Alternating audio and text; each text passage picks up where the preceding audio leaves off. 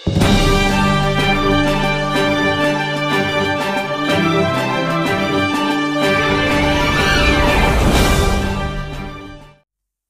வணக்கம். அரசியல் நேரம் நிகழ்ச்சியில் இன்றைய தினம் நம்மோடு இணைந்திருப்பவர் அரசியல் விமர்சகர் திரு நாகராஜ் அவர்கள். வணக்கம் அண்ணா. வணக்கம் தம்பி, சொல்லுங்க. இன்னைக்கு மோடி போற இடத்துல எல்லாம் தோல்வி பயத்துல சில தவறான பிரச்சாரங்களை சொல்றாங்கன்னு எதிர்கட்சிகள் குற்றம் சாட்டுறாங்க. இது உண்மையா? கண்டிப்பா இருக்கும். ஆனா இங்க தமிழ்நாட்டுக்குள்ள அரசியல் பிரச்சாரம் பண்ண வர மோடி அவர்கள் இங்க வர்றப்ப வெவ்வேறு மாதிரியான பேசுறாரு. ஒவ்வொரு மக்கள்கிட்டையும் ஒவ்வொரு பிரச்சாரத்தை முன்னெடுக்கிறாரு. ஸோ இங்கே தமிழ்நாட்டுக்குள்ளே வர்றப்ப எல்லாரும் சமம், எங்களுக்கு எல்லா மக்களும் வேணும், தமிழக மக்கள் வேணும், முஸ்லீம் மக்கள் வேணும், இந்துக்கள் வேணும், எல்லா கிறிஸ்தவர்கள் வேணும்னு இங்கே வாக்கு கிட்ட வர்றாரு. ஆனால் இங்கேருந்து அடுத்ததாக கேரளாவுக்கு போகிறப்ப அங்கே வேற மாதிரியான ஒரு பிரச்சாரத்தை பண்ணுறாரு. ஸோ அதனால அவரு கண்டிப்பாக அவர் பிரச்சாரத்தை மாற்றி தான் பண்ணுறாரு. ஒவ்வொரு ஸ்ட்ராட்டஜியாக கூட அதை வச்சிருக்காரு. ஒவ்வொரு இடத்துக்கு போகிறப்ப அவங்க சார்ந்த அங்கே பேசிட்டு போயிடுறாரு. இதனால அவருக்கு கண்டிப்பாக இந்த எலெக்ஷனில் ஒரு பின்னடைவை தான் சந்திப்பாருன்னு நான் நினைக்கிறேன், என்னோட பார்வையில். இன்னொன்று எதிர்கட்சிகள் என்ன சொல்றாங்கன்னா, மோடி ஒரு மதம் சார்ந்த அரசியல் பண்றாருன்னு சொல்றாங்க.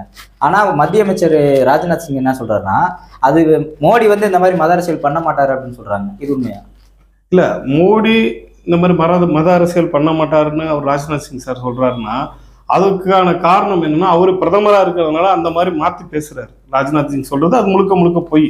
ஆனா கண்டிப்பா அவர் மத அரசியலை தான் முன்னெடுத்து பண்றாரு. மத அரசியலை முன்னெடுத்து பண்றதுனால தான் இன்னைக்கு எல்லா இடத்துலையும் ராமர் கோயிலுக்கு கட்டிட்டு அதை கோயில் கட்டியிருக்கேன், இதுக்கான வாக்குகள் எனக்கு விழுன்ற நம்பிக்கையில தான் அவர் இந்த கோயிலே திறந்தார் அவசரமா கூட. ஆனா அவர் எதிர்பார்த்த மாதிரி கேரளாவிலையோ தமிழ்நாட்டிலையோ அவங்களுக்கான அந்த செல்வாக்கு இல்லைன்ற ஒரு மனநிலைக்கு இன்னைக்கு கண்டிப்பா வந்துட்டாரு. உதாரணமா சொல்ல, இன்னைக்கு 2ஆம் கட்ட தேர்தல் முடிச்சிருக்கு. அந்த தேர்தலை வாக்கு சதவீதமோ அந்த ஊர் மக்களோட கணிப்போ அந்த மாதிரி சொல்லலை. கண்டிப்பா அவர் அங்க தொகுதியை இழக்கிற மாதிரி சூழ்நிலை தான் வந்திருக்காரு அவரு. இப்போ வட மாநிலங்களே பெரிய அளவுல விழிப்புணர்வு ஏற்பட்டுச்சுன்னு நீங்க சொல்றீங்களா? இருக்கலாம், இல்லைன்னு சொல்லிட முடியாது, கண்டிப்பா இருக்கு. ஏன்னா இவர் 10 வருஷமா இருந்திருக்காருங்கிற ஒரு தாண்டி வட மாநில மக்களுக்கு அங்க அவர் ஒன்றும் பெருசா கட்டமைப்பு உருவாக்கல, கோயில் மட்டும்தான் கட்டியிருக்காரு. ஆனா எடுத்துக்கிட்டு இருக்காங்கிறாங்க மக்கள், எல்லாத்துக்கும் அங்க ஃபேக்டரிஸ் கொண்டு வந்து வேலைக்கு கொண்டு வர்றேன் அப்படின்றத எடுக்கிறாரு. ஆனா இதுக்கு முழுமையான பலன் இன்னும் வரல. இன்னொன்று பார்த்தீங்கன்னா, பிரதமர் நாற்காலியை இந்திய கூட்டணி தலைவர் ஏல விடுறாங்க.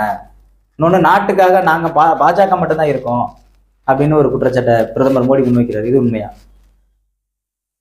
அதுக்கான இது பதில் சொல்லணும்னா உங்களுக்கு, இப்போ நான் பிரதமர் மோடி அவரு பாஜகவோட இண்டிவிஜுவாலிட்டியால அவர் தனிப்பட்ட தனித்துவம் வாய்ந்த தலைவராக அவர் இருக்கார்.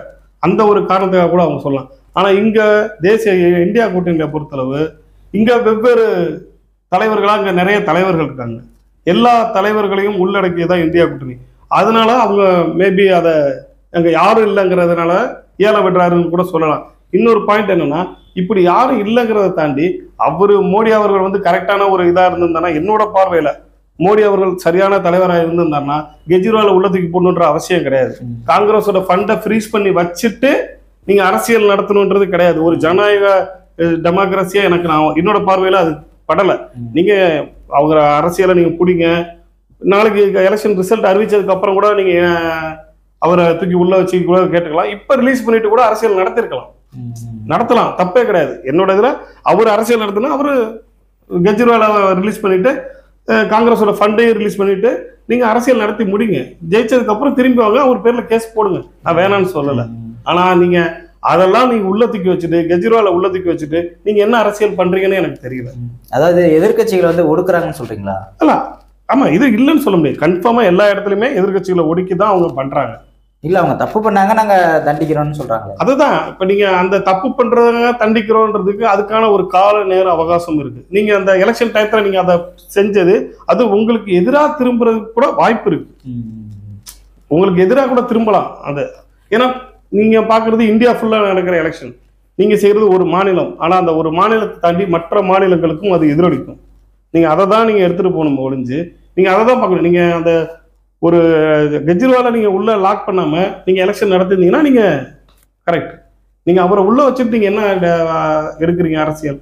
அதாவது அவங்க என்ன சொல்றாங்கன்னா, தப்பு செஞ்சவங்க மேல சம்பந்தப்பட்ட துறையில வந்து நடவடிக்கை எடுத்துட்டு இருக்கோம். இதனால ஏன் இந்திய கூட்டணி நீங்க பயப்படுறீங்க? தப்பு செஞ்சவங்க தான் பயப்படுவாங்க, தப்பு செய்யாதவங்க சாதாரணமா தான் இருப்பாங்கன்னு சொல்றாங்க. Correct sir. அதுக்கான காலநிலை இது இல்ல எவ்வளவோ நாள் இருக்குல்ல, எவ்வளவோ நேரம் இருந்துருச்சுல்ல. நீங்க இதுக்கு முன்னாடி எடுத்திருக்கலாம், இல்ல இன்னும் கொஞ்ச நாள் வெயிட் பண்ணி ஜூன் 4க்கு அப்புறம் கூட நீங்க எடுத்திருக்கலாம்.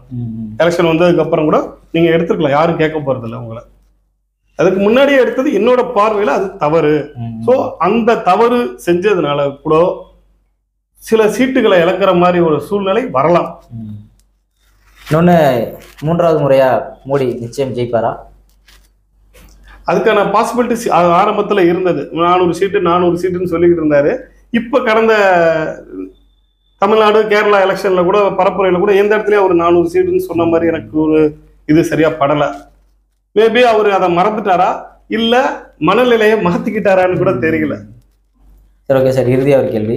இப்ப இந்த எலெக்ஷன்ல வந்து ஒருவேளை இந்தியா கூட்டணி ஜெயிச்சிட்டா அந்த இந்திய கூட்டணியில யாரு பிரதமராக இருக்க வாய்ப்பு இருக்கு? கண்டிப்பாக என்னையை பொறுத்தளவு என்ன கிட்ட கேட்டீங்க மல்லிகார்ஜுன் கார்கே. ஏன்னா அவர் வந்து ஒரு தலித் சமூகத்திலேருந்து வந்திருக்காரு. பட் அவரை ஒரு சமயம் இந்தியா கூட்டணியில் முன்னெடுத்தாங்கன்னா கண்டிப்பாக இந்தியாவுக்கு ஒரு அடுத்த ஒரு வளர்ச்சிக்கான இடமா கிடைக்குங்கிறதுல எந்த விதமான சந்தேகமும் கிடையாது. இதுக்கான பதிலை வந்து ஜூன் 4ஆம் தேதி தான் நம்ம தெரிஞ்சுக்க முடியும். ஓகேங்க சார், நன்றி, வணக்கம். நன்றி. தினஅரசியல் யூடியூப் சேனலை காண்பதற்கு சப்ஸ்கிரைப் செய்து ஆதரவு தருமாறு உங்களை அன்போடு கேட்டுக்கொள்கிறோம். நன்றி, வணக்கம்.